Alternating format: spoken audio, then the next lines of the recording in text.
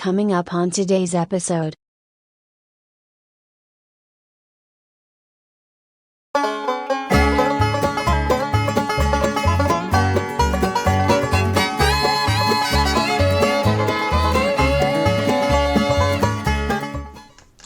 Hi, good morning, YouTube. Here with you at the chair in the living room. It's on a Sunday morning. As you can see by the screen image you're viewing, this is Windows 11. If you need further proof, we can do that as well. Go to System Settings, and that's what we're in. About. And there you go, Windows 11 Pro, as you can see it right here. This is the Optiplex 7020 in the living room, and we have 32 gigabytes RAM installed.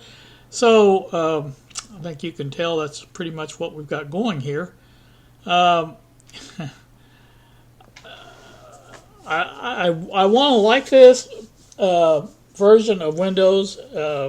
I have to admit I like it better than Windows 10 did when I first started using it. But you have to remember that I came from Windows 7 when I went to Windows 10, and that was a totally different ball game, I think. As far as the certain things are good on this, certain things are not. Let me open up something and I'll show you something it's not. Just give you a good example of what I'm talking about. Windows wallpapers. Now I'm going to show you. I'm going to right click that. Now normally you have copy, paste, all that, delete, all that stuff. That doesn't open up that way. As you can see, there is no copy, paste, or cut or anything like that in this menu on the right click. Now you can see there is a cut here and a copy down here. But that's not the way it usually works. But now if you show more options, there's all your usual options in the that you got: copy, cut, paste, delete. All that's there. So that's a little bit strange, but I maybe there's a way to change that. I don't know. So one of the things I do want to change on this is I don't know what this is. It looks kind of like a flower, I guess, but I don't really care for it. I think it's the default that comes with Windows 11. So for that, I think what I'm going to do is change over to this. Now, if you may recall, this was what I installed on Windows 10. And again, that drive for Windows 10 is at my feet. I've taken the Windows 10 drive out and put in a bare 1 terabyte drive, and that's what I have this Windows 11 installed on. Now, speaking of that, I want to go ahead and tell you about that. The version that I downloaded, and this is a downloaded version, it's not a paid version, but it came with Rufus, and the Rufus it came with allows you to basically customize the installation to a point where you skip over a lot of the crap, I should say, that you usually have to go through with a Windows installation these days. And so, like I said, it allows you to do that, and that was really handy, and it was slick as a whistle. It worked great.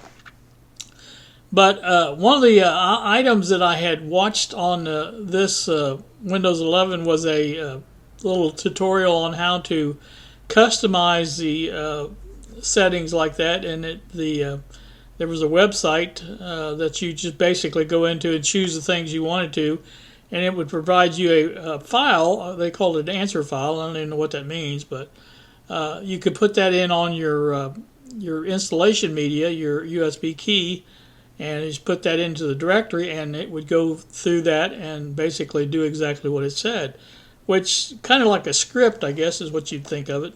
But anyway, so we're going to install this as our new background, and we're going to have to go through and let's see, save as, set as background.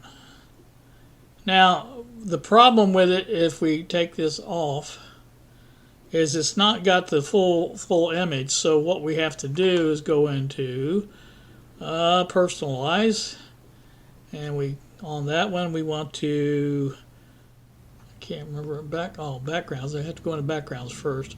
There it is. So you want to choose fit for your desktop image, and what we're going to do is choose stretch. And now you can see if we go out of this, it is fully there. So that's exactly what I used on, and still I have on the drive. It's still there. I just don't have it in the computer. That's another thing. I've been looking at some options on how to install another hard drive. Yeah, I know I've got more than it came with, but I want to put another one in there, and I kind of like to do this with Windows, have 2 windows on there if I could. Not a big deal, like I said, but so there's that. We've got that done. Now, here's the plan. I'm going to use this for about a week. At least a week, I should say. I may go longer, I don't know, but I just want to basically try it out, see how well it works. Yeah, I'm not going to go away from Linux, I guarantee you that. But at the same time, I've already got some programs set up, and like I say, Shotcut is one of them. You can see it right here. So, you know, it pretty much operates the same as the other one, but like I said, that's, like I say, that's what I plan on doing. Go through, and I've already done some added some softwares that I wanted to play with and things like that. I've got mail on here. You can see there's my all my usual Moslack, BD Electronics. I've got DIY e-kits, and and this one is going to be a one coming here. You'll see that in upcoming weeks. So that is that. So again, like I said, this program here that I'm using is called, to record the screen, is called ShareX. And it has a lot of options, and it will do a capture, screen capture. It will do an area capture. You can just capture an area. A lot of different things it will do as far as, and of course, it does the screen recordings also, and that's what it is. And the biggest thing about it is it's free. You know, it's getting harder and harder, at least it is for me, to find halfway decent software in Windows that is free. Linux, you can do it all day long because almost everything in Linux is free. But so, you know, that's what we're kind of looking at with this. And one of the other things I want to do is reinstall the graphics card in the 7020. I want to put the NVIDIA card back in to where I can have my acceleration on rendering videos in Shotcut. Now, I've noticed here lately, since my videos have gotten a little bit bigger, it takes a little longer to do it with just running off the CPU, and I prefer to have that GPU in there as far as in there, so we use it to do the encoding. So that's coming up one of these days. Like I said, this opportunity came available to basically evaluate Windows 11, and I can tell you so far it's not that bad. Again, there's a couple of obviously sticking points, like the one I just showed you with the where the options aren't there. But you know, as I was doing it, I saw the options down here at the bottom for cut and paste and all that stuff. So that's not a big deal. Like I said, it'll work just fine. Of course, all my other hard drives that are hooked up to the USB, as far as the you can see the Elements drive right there. You can see the SanDisk drive right there. The 10 terabyte internal drive, it's there. So all of that is you know, recognized right away just as soon as I started it up. So it's all good. I like it so far.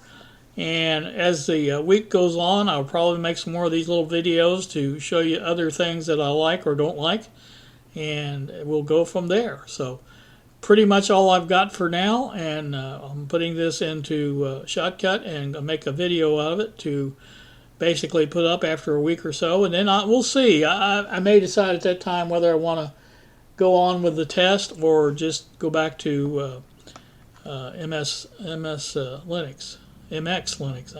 I've already forgotten the name of it. I've used this for one day and forgotten the name of it. That's pretty bad. Okay. I'm blah, blah, blah, blah, blah. So I got to get off here and, like I say, get back to doing some other stuff. So you guys have a good one, and we'll talk at you later. Okay, I am back once again. I thought, well, it'd be a good idea to go through the interface a little bit and see exactly what's going on. We showed a little bit of that in the previous clip, but what happens when you originally install Windows 11, the whole taskbar here, or what do you want to call it, task tray, whatever you call these things, this is in the middle.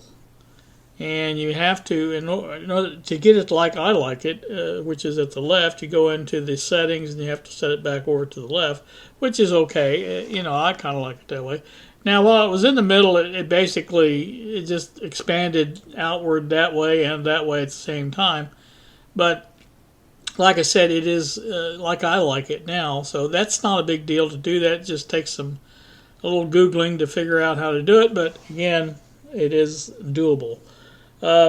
So now one of the things I don't like is this widgets right here. I'm going to figure out how to get rid of that. There's several things here you can't get rid of. This is like, I think they're copying Linux when they're asking, you can have different workspaces. So that I'd like to get rid of. You can get rid of that in Linux real easy. So, like I said, the first thing you want to do is click your programs here. Now you can see right away that's different. Whether or not that's bad or good, I don't know. All of your things that you really need are there. You get your recommended shortcut, and ShareX was the last two things I installed. Before that was Brave and Thunderbird, and like I said, it's pretty much the recent things that you installed is there. Obviously, here's your quick stuff to do. You can get in there and do some settings is right there. You can go into any settings you need to do as far as that's concerned. Like I said, I mentioned this in the other clip, but then I decided to cut it out there. Networking wasn't difficult on this as it has been in the past. I merely had to install a couple of items from, one of them was a Windows feature, which basically added Linux compatibility type mode, and the other one was to have the install the share option between Windows and Linux. And I forget the name of that particular software, but like I said, it just allows us the setting so that you can see the Linux shares, and that was good. That worked out easily, and once I did that, everything kind of clicked into place. So that wasn't bad. Again, like I said, this search, I'm not crazy about this. When you search for something, it comes up in whatever Windows.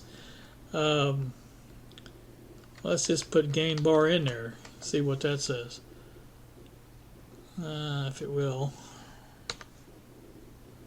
Comes up with this stuff, and like I said, I'm not crazy about that. But again, it's not a big deal. You can change things around, I'm sure. I was going to use the Game Bar app to do the screen recordings at first, and then I decided to look around a little bit, and I came up with the ShareX, which I kind of like. It is easy to use, and again, ShareX, basically you hit that, you get the capture screen here. If you do there, if you go over here and go down to screen recording, that's what I'm using obviously right now. But you can also do windows, you can do full screen captures. If I did a full screen capture, that's what it's doing, and there you see it right there. So that's like I said, that's ShareX is pretty easy to use. Bob had me using Cheese for a while. Now Cheese works, but I don't like it near as well as I do ShareX. But again, that's me. Now I believe that Cheese is in the there it is right there. You can go through here and just basically capture this. then you have to come over here and you can either save it or you can copy it. And you copy it. You see a bitmap is copied, so it's basically in the clipboard. You can I use this a lot when I'm doing text, and you do that on here. So if I wanted to do something to put, let's see if I can find something I can.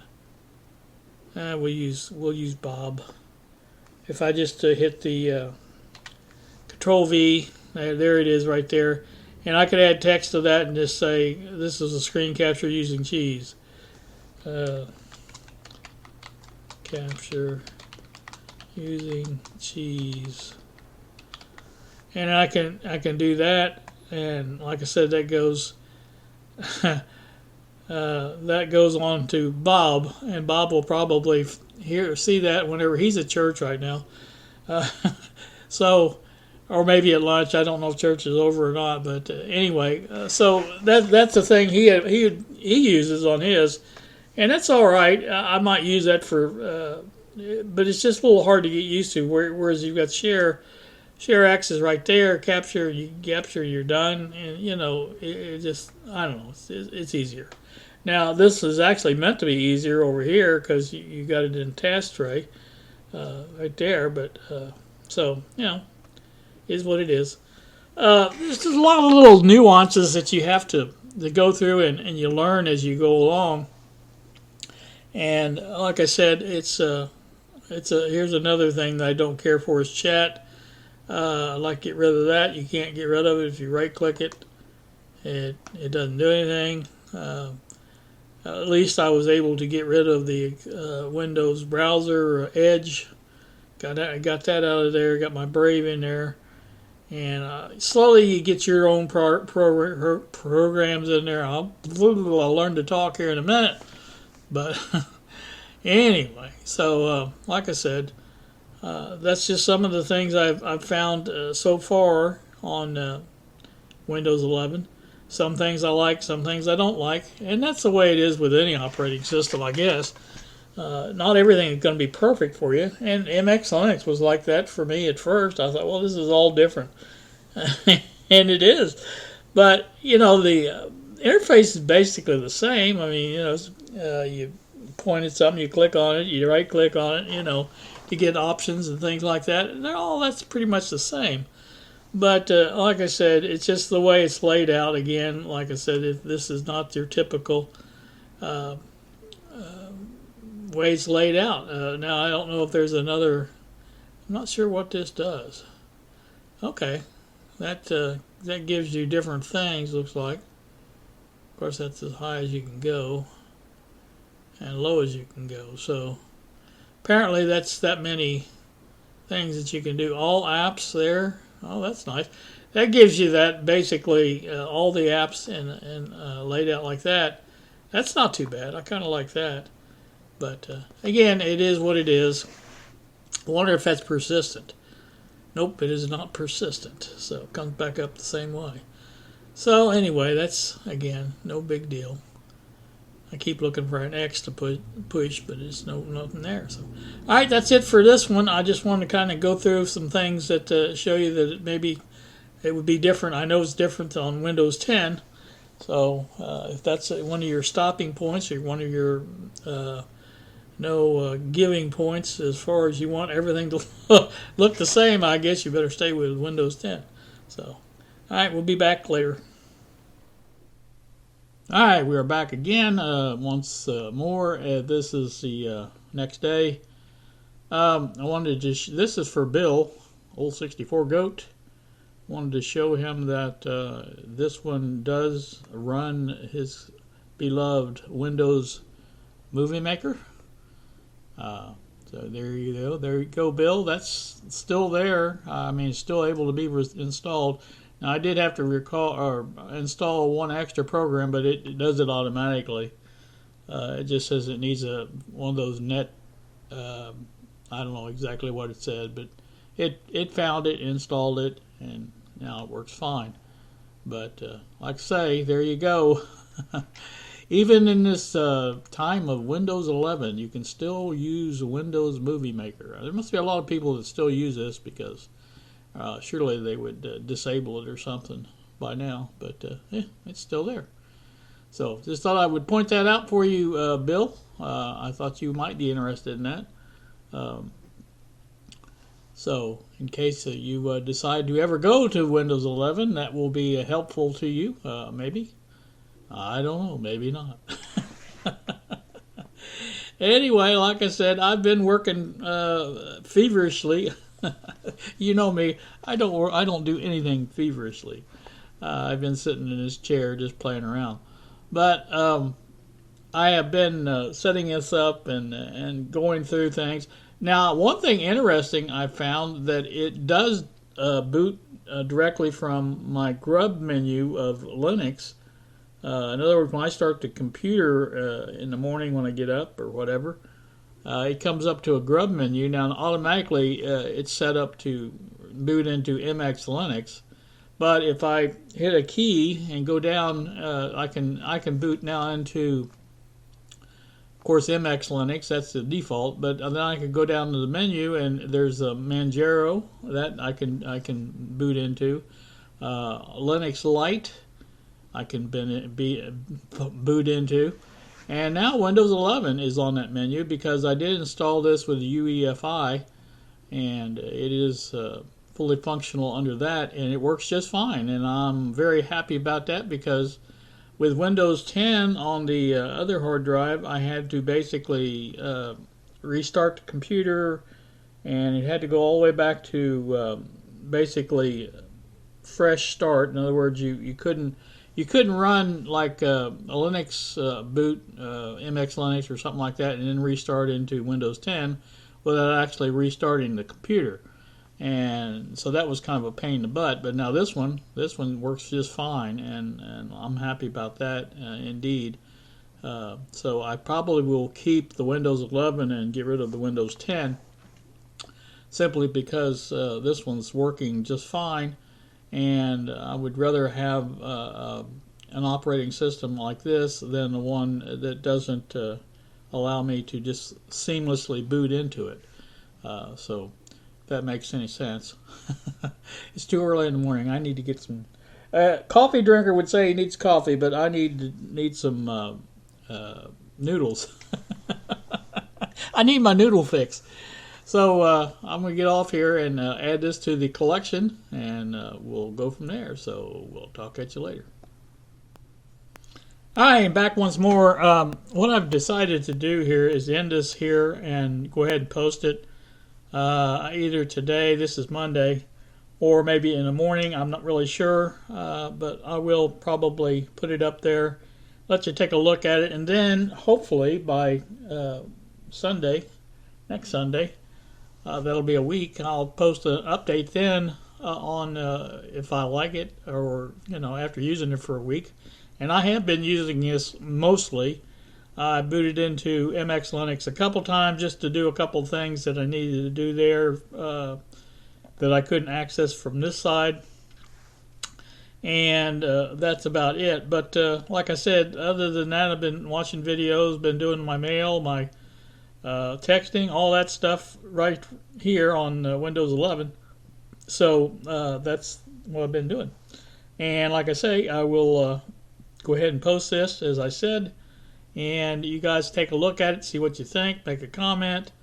Let me know if there's something you wanted to see, and I'll try to incorporate that into the update when I do that. Again, that should be Sunday. I may post it Monday. I don't know. We'll see. But like I say, if I don't forget, and I do forget a lot. So, anywho, that's that.